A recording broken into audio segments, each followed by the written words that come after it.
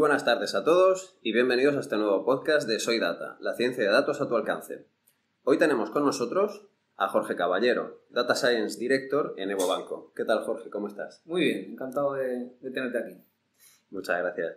Matemático, con un máster en gestión por ESADE y doctorando en económicas por la Complutense, Jorge lidera las áreas de Big Data, analítica, campañas y experiencia de cliente en Evo Banco, cargo que compagina con su tarea como profesor de Big Data en diversas universidades y escuelas de negocio. Bien, Jorge, hay mucha gente que quiere llegar a un puesto como el que estás desempeñando en estos momentos. Me gustaría pedirte que nos explicaras brevemente cuáles son las tareas típicas de un CDO y si te ves más como un gestor o como un técnico. Muy bien, pues no sé si hay mucha gente que quiere llegar. Yo creo ¿no? que sí, ¿eh? Pero mira, te cuento. Sí. A ver, básicamente las áreas un poco que yo llevo ahora mismo en el banco y que pueden ser típicas de este tipo de puestos combinan como tres patas, ¿no? Hay una pata más de analítica, ¿vale? Y en la pata de analítica lo que estamos hablando es de algoritmos avanzados, ¿vale? Estamos hablando de algoritmos de propensión, algoritmos de fuga, algoritmos que nos ayuden a la captación, a clusterizar a los clientes. El churn y todo ¿Vale? eso. Exactamente. Todo esto de este análisis, además que son algoritmos que al final pues son específicos de la industria, ¿no? No es lo mismo hacer un modelo de churn en retail que hacerlo en banca, ¿no? Y además ahora, como los bancos y, bueno, el banco en el que estamos cada vez son más digitales, Sí. se abren nuevos algoritmos que antes a lo mejor pues uno no pensaba o no tenía tanto sentido en un banco más tradicional, ¿no? Por ejemplo, algoritmos de Next Best Sell, que son típicos algoritmos que introduce una Amazon o que se introducen en un retail, ¿no? Que ya sí que pueden tener sentidos en un móvil, ¿no? En el cual hay más productos, hay más servicios, incluso podemos buscar asociaciones con terceros, etc. Entonces hay una parte más analítica y es un perfil que encaja mucho con estos puestos, ¿no? Sí. Luego hay otra parte más de gestor de campañas, en las cuales al final tú todos esos algoritmos les tienes que decir, al final esto no es una universidad, hay que darle un sentido de negocio, Sí. ¿no? Y el sentido de negocio es el lanzamiento de las campañas, el lanzamiento de campañas publicitarias, ya sea por canal email, canal SMS, ATM, push notification, que lo está dando ahora las aplicaciones móviles, el poder lanzar un push al móvil, bueno, distintos canales, y en los cuales pues al final te bebes de estos modelos para hacer unos públicos objetivos, lanzar unas campañas, medirlas y optimizarlas, como un ¿no? cóctel, ¿no? Ahí mezclado. Sí, al final lo que tienes es la parte, si quieres, más de laboratorio, de análisis, y la parte más ejecutora de ese laboratorio. En realidad las dos patas se hablan mucho porque es con la medición de las campañas la que tú estás continuamente mejorando los modelos para mejorar las campañas, ¿no? Vale, y ahondando un poco más en esto, ¿cómo se hace para llegar hasta aquí? Si tuvieras que aconsejar a alguien que quiera orientar su carrera en esto, ¿qué le recomendarías? Mira, yo creo que ahora mismo, y además se habla muchísimo, es una muy buena carrera todo lo que puedas especializarte en el mundo del Big Data, ¿vale? Además, es que ya no es un tema de que hace 2 o 3 años se esté hablando, es que ahora es una realidad, ahora casi todos los puestos que están saliendo nuevos en tecnología están muy de la mano de Big Data, y no solo en España, sino también a nivel de Estados Unidos, a nivel de Europa, Latinoamérica. Todo eso es una buena carrera, y dentro de esto pues matemáticos, ingenieros, físicos, telecos, son un poco las carreras típicas que requieren estos puestos, ¿no? Vale. Has estado trabajando en México varios años, antes me comentabas 4, incluyendo una etapa como profesor en el ITAM. ¿Podrías analizar, aprovechando que conoces un poco la realidad entre las dos orillas, ¿no? ¿Cómo estamos? ¿En qué situación con respecto a Data Science? Vale, a ver, esa pregunta es buena. Te hablo primero de mi experiencia y si quieres también un poco de estudios, ¿no? Vale. O sea, mi experiencia un poco siempre ha sido que los proyectos que en España o en Europa se implantaban, luego los íbamos a mover a México, a mover a Latinoamérica. Y de la mano de las grandes corporaciones. O sea, pues por ejemplo, de la mano de un Santander, primero hacías en España o hacías aquí en Europa una serie de proyectos y después te ibas a Brasil o te ibas a México a implantarlos. BBVA pasaba también mucho, ¿no? Hacías proyectos y te ibas después a un Bancomer en México a implantarlos. Es decir, digamos que llegaban después allí un poco todos los proyectos de este tipo. Por lo tanto, mi experiencia un poco allí era como que sí que había una gran demanda, pero siempre venía un poco después de la demanda que había en España, lo cual al final te dice que hay mayor oportunidad de empleo y de hacer cosas allí, porque está todo ahora muy nuevo y se están llevando muchas cosas. Pero es que si... De hecho, el otro día estaba viendo un análisis de Forbes, es reciente, es de hace unos días. Esta gráfica que me has pasado, ¿no? Sí, en el cual... Vale, la pondremos ahí luego en la entrada. Bueno, lo que hacen es, preguntan a 2.000 empresas, preguntan a directivos de distintos países un poco pues, qué quieren hacer, cuáles son los conocimientos que tienen de Big Data. Y si te fijas, es curioso porque en México lo que tienes es que tienes una gran mayoría, en concreto tienes un 63%, perdona, que no entiende o que no sabe lo relevante que es el Big Data, lo desconocen, ¿no? Y cuando te vas a Europa es solo un 42%, o sea que es una diferencia sustancial. Dicho de otro modo, también tienes un 26% que lo tiene claro y que va a apostar por el Big Data en México, cuando en Europa ya estamos en un 35%. O sea que un poco que si estas cifras te corroboran un poquito eso, ¿no? Que el momento exactamente, seguramente si tú haces esta foto en España o en Europa hace 4 años, te salen las mismas cifras que te están saliendo ahora en México. Entonces, digamos que siempre van un poco por detrás. Luego, como Estados Unidos, Reino Unido, bueno, el resto de Europa o España, hay 2-3 años ahí de lapso, ¿no? Sí. Y también habría una especie de lapso ahí de pasar. Sí, un poco mi experiencia sí fue esa, cosa que no te pasa en Estados Unidos. En Estados Unidos, en cambio, sí que van por delante. Es mucho más competitivo y... No, la ventaja de eso es que puedes ver lo que se mueve si estás allí, en Estados Unidos, te vienes aquí, no te vayas a México y puedes ir ahí por delante, ¿no? Y luego hay un tema muy curioso con los recursos humanos. Sí. O sea, tú en España te encuentras los profesionales del campo de Big Data, de Analytics, Data Mining, etcétera. Son, en mi opinión, en términos medios, son muy buenos profesionales. Y en México hay una bipolarización. Te encuentras gente muy junior que ha hecho muy poquito esto y a lo mejor tiene los mismos años de experiencia que una persona en España, pero también te encuentras gente que los que son buenos son muy buenos. Son muy buenos, ¿no? ¿Vale? O sea, como que no hay un perfil medio que te lo puedes encontrar aquí. Y por eso allí, pues efectivamente, hay como está habiendo cada vez más universidades especializadas para un poco expandir este conocimiento, ¿no? Donde aquí a lo mejor quizás salgas así formado de la universidad muchas veces. Vale, bueno, yo quiero aprovechar para lanzarte un par de esas preguntas que se repiten, se oyen mucho una y otra vez y bueno, que parece que no somos capaces tampoco de dar una respuesta que sea convincente o no cerramos las dudas que hay cuando te enfrentas a cosas como, por ejemplo, ¿qué diferencia hay entre Big Data y Data Mining? Yo sé que esto a lo mejor suena un poco, pero es que hay mucho rollo con esto. Es muy buena pregunta, porque de hecho... Big Data se lleva hablando ya unos cuantos añitos de él, ¿no? Sí. De hecho, hay un artículo de McKinsey de hace 5 o 6 años, que ya se habla mucho de él y se busca los beneficios, ¿no? Sí. Y al principio sí que es cierto que hay mucha confusión con, oye, ¿qué es Data Mining y qué es Big Data? Y a mí me ha pasado una cosa graciosa. Todos los amigos o todas las personas que conocías del LinkedIn que antes ponían Data Mining ahora han cambiado las palabras y han puesto Big Data, ¿no? Es como, bueno, le pongo la matrícula, ¿no? Sí. A ver, para mí sí hay una diferencia y la diferencia es la siguiente. Y no voy a entrar en las 5 Vs de que hablan de Big Data. Para mí, cuando hablamos de Data Mining, sobre todo estamos centrados y nos hemos centrado siempre más en la parte algoritmos. ¿Vale? En la parte como yo soy, con una serie de herramientas, ya sea un R, ya sea un SAS, ya sea X, de implantar unos algoritmos y esos algoritmos me baso de unas estructuras de datos, por lo general estructuradas con un SQL, con un Oracle, y soy capaz esos algoritmos de implementarlos en un cliente final, ¿vale? Pero cuando nos vamos a la parte de Big Data se abre un campo más, y el campo más es una parte ingenieril. Y me explico, es decir, en Big Data para mí hay como dos mundos. Hay un mundo que es el mundo de los algoritmos, pero hay otro mundo que es el mundo ingenieril. Y ese mundo ingenieril es cómo soy capaz de montar una plataforma de Big Data. Por lo general son plataformas que se montan en la nube, ¿vale?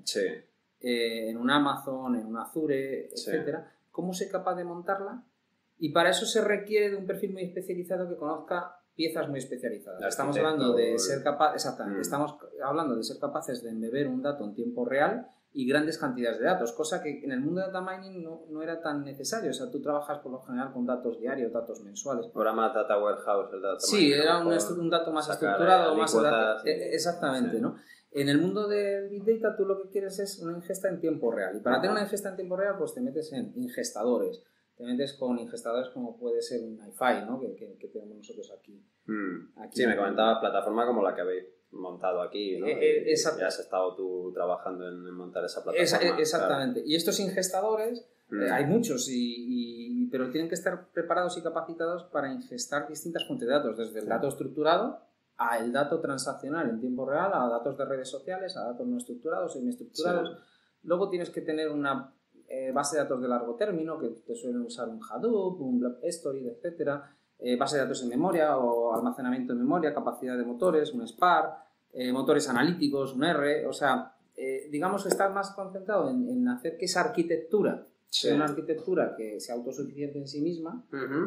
Y luego tiene otra parte que de hecho suelen ser perfiles distintos, o sea, por un lado está el ingeniero de Big Data y luego por otro lado está ese data minero que es el que hace los algoritmos, ¿vale? Y que sigue haciendo sus árboles, sus máquinas vector soportes, sus learning machines, su machine learning, o sea, sigue haciendo de esos modelos o lo que ahora te los hacen otras estructuras, pero te sigue haciendo esos modelos. Me lo he apuntado aquí todo.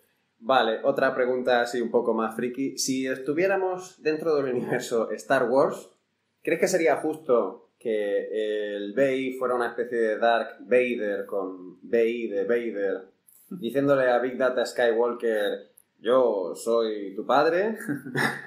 Sí, yo creo que sí. O sea, tú ves que hay una especie como de herencia del BI. O sea, yo creo que el BI es esa primera fase en la cual empezamos a analizar los datos. Sí.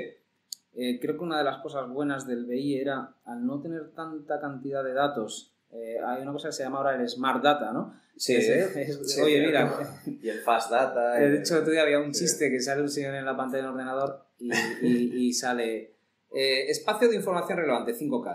Espacio de información irrelevante, 500 teras, ¿no? Y venía de, oye, cómo analizando pocas cosas éramos capaces de sacar conclusiones. También se habla de Small Data. Small Data, ¿no? Pues cómo éramos capaces de sacar conclusiones muy relevantes. ¿Qué ha pasado? Que ahora con las nuevas tecnologías se pone a nuestro alcance una cantidad de información ingente. Vídeos, fotografías, redes sociales, textos, datos transaccionales en tiempo real. O sea, yo puedo estar consumiéndome un sándwich y pagándolo con la tarjeta de crédito en un Rodilla a las 12:20 y a las 12:21 el banco está mandándome una oferta en el móvil para determinada promoción, ¿no? Claro. Eso nos ha generado una gran cantidad de datos donde, oye, el BI sigue siendo necesario, al final yo sigo teniendo que sacar unas conclusiones de negocio de todo este dato, pero sí, sin duda el Big Data, digamos, explosiona desde el BI. Bien. La última pregunta, sí, de estas recurrentes. Sí. ¿Qué se diferencia la inteligencia artificial del machine learning? Vale, yo para mí son cosas distintas. O sea, una cosa, a ver, el machine learning para mí es un algoritmo, ¿vale? Y cuando hablo de algoritmos, estoy hablando de técnicas de algoritmia, como pueden ser las redes neuronales, ¿vale? Las redes neuronales han evolucionado mucho a lo largo de la historia. Y bueno, hay diversos modelos, las SVMs, etcétera. Sí. Y eso es para mí machine learning, es como yo soy capaz de entrenar un algoritmo y ese algoritmo, bueno, pues explotarlo con este entrenamiento. Todo esto de si es supervisada, no supervisada, entraría ahí. Sí, puede ser supervisado, semi-supervisado, no supervisado, etcétera, ¿no? Todo técnicas de minería que entran ahí. Vale. La inteligencia artificial creo que es más grande, o sea, creo que dentro de la inteligencia artificial podría entrar el machine learning, pero abarca más campos dentro de la inteligencia artificial. Vale. Programación, o sea, no tiene por qué ser solo algoritmos. No solamente algoritmos. Bueno, programación lógica, no sé si yo me acuerdo que en mi carrera usaba un lenguaje que se llama Prolog para hacer programación lógica. Bueno, o sea, al final la inteligencia artificial es un campo más amplio. Vale. O sea, que abarca más. Bien. Recientemente sacamos un estudio en SoyData sobre cómo la ciencia de datos impulsa el fintech en España. De manera resumida, vosotros sois fintech también. ¿Qué hacéis con datos en EvoBanco para mejorar vuestra propuesta de valor? Bueno, a ver, la idea es clara. La idea es cómo, creo que no es un tema de Evo, es un tema de la banca general en España, es cómo se digitaliza el cliente. Cómo se es capaz que el cliente autogestione la mayoría de sus necesidades bancarias en el móvil. Vale. Y ese es el objetivo, es digitalizarlo. Para que el cliente se autoabastezca en el móvil, le tenemos que proveer de los servicios necesarios para ello. Es decir, si yo antes en la banca tradicional, cuando me tenía que abrir una cuenta, me tenía que ir a una oficina, le tenía que hablar con el gestor, le tenía que enseñar mi DNI, el gestor le hacía una fotocopia a mi DNI, rellenábamos un contrato y eso se traducía en un alta, ¿cómo soy capaz de migrar todos esos procesos a hacerlos en mi casa?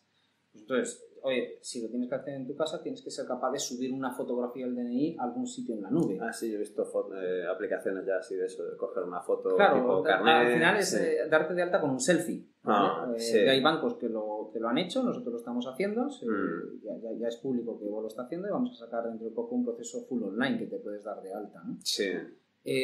Tú antes te cogías tu Excel o te hacías tus cuentas y te mirabas un poquito todos tus gastos, te descargabas los movimientos del banco y ya no te cuento si encima tenías que ir con el talonario y te hacías tus cuentas y me he gastado en luz esto, me he gastado en agua esto, me he gastado esto y hacías tus cuentas, ¿no? Oye, pues tenemos que ser capaces, que son los PCMs, de darle todos esos servicios al cliente para que se autogestione. ¿Cuánto te has gastado en gas? Yo te lo voy a decir. ¿Cuánto te has gastado en agua? ¿Cuánto te has gastado en ocio? Pero no solo te voy a decir eso, sino aplico inteligencia, aplico algoritmos predictivos. ¿Cuánto te vas a gastar el mes que viene en ocio? ¿Para qué me puede servir esto? Pues que si yo, por ejemplo, tengo en la cuenta 400 euros y el algoritmo sabe, y ya no por un tema predictivo, sino por un tema de los recibos, por ejemplo, que el mes que viene me va a llegar el recibo anual del IBI, que el año pasado fue de 500 euros, oye, qué útil sería para el cliente mandarle una alerta diciéndole, oye, que te va a llegar en 13 días el recibo del IBI, no tiene dinero en la cuenta. Te vas a quedar en descubierto, ¿no? Entonces, toda esa inteligencia es muy fácil aplicarla y es fácil aplicarla al móvil. Entonces, respondiendo a tu pregunta, todos esos algoritmos, predicción de series temporales, venta cruzada, Next Best Sell, antiabandono, evitar descubiertos, pueden ser aplicados al móvil, además en tiempo real, y darle al cliente servicios de valor añadido. Sí, como el que acabas de decir, sí, un buen ejemplo.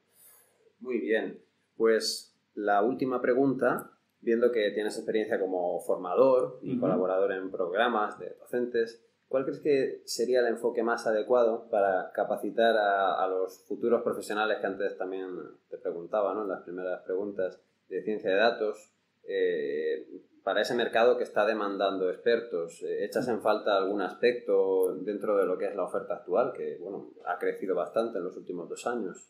Bueno, yo te hablo de mi experiencia contratando, ¿no? Sí. Que creo que también es útil. A nosotros nos cuesta mucho encontrar profesionales capacitados. Sí.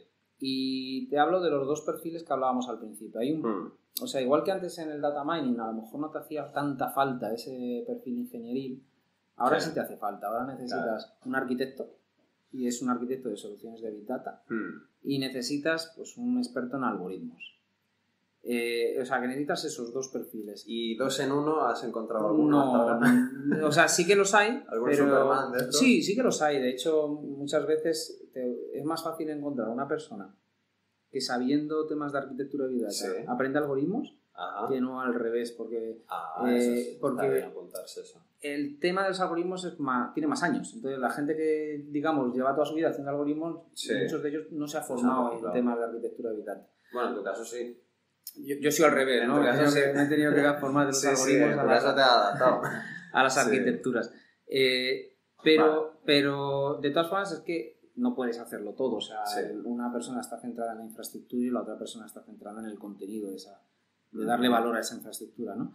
Y empieza a haber másters, academias que dan másters de Big Data, que bueno, hay algunas que se centran en términos más de negocio, que también es importante. Muchas veces, y a mí me ha pasado, tienes el afán de, venga, hay que hacer Big Data, pero no sabes para qué, o no sabes, oye, pero a ver, espérate, y voy a decir una cosa muy exagerada y la voy a decir aposta.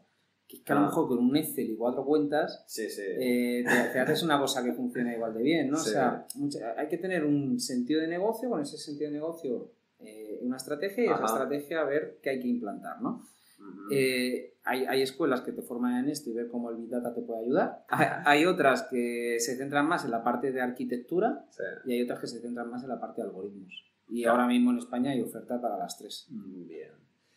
Bueno, para finalizar, te quiero agradecer la colaboración que tuviste con nosotros en informes que hemos venido realizando, como el estudio de mercado que antes comentábamos sobre Big Data y en la recopilación de entrevistas a expertos, entre ellos Jorge Caballero, de este sector en España y Latinoamérica.